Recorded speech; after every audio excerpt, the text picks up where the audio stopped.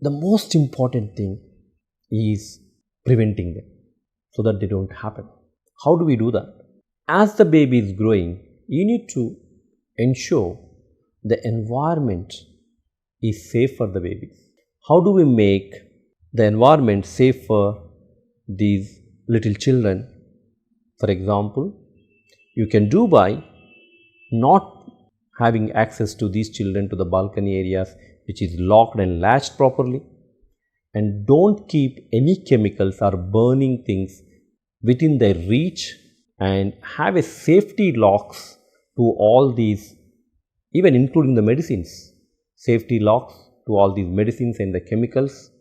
And when you are working in a kitchen, be conscious the child is around and they should not be within the reach, and you also should be conscious that even he pulls, nothing should fall down, and also careful with the shops. So no sharp things should be around, and educate all the family members within the family and the caretakers. And of course, these kids will be going to the preschool or toddler group or primary school.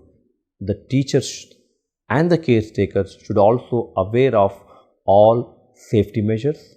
And the other important thing is, if there possibly any injury is happening, be cautious and conscious of the surroundings of those children, and immediately you limit the amount of the injury by happening, taking the child to the safe area, and of course seeing your pediatrician and taking into the emergency after doing a first aid for the little injuries is equally important.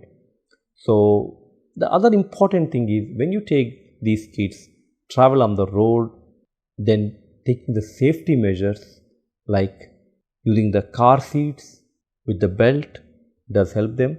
Another important thing which we observed on Indian roads, that these toddlers or the little babies are especially on the motorbikes, are made them to sit in the oil tank, where if the sudden brake happens, so where the rider has to put the sudden brake, the kids, there were incidents where they fell off. Should never do that. So don't keep the child in front.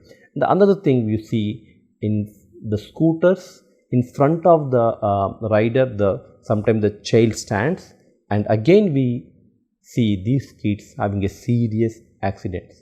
So I just mentioned few where we can prevent. So we need to have that attitude of safety.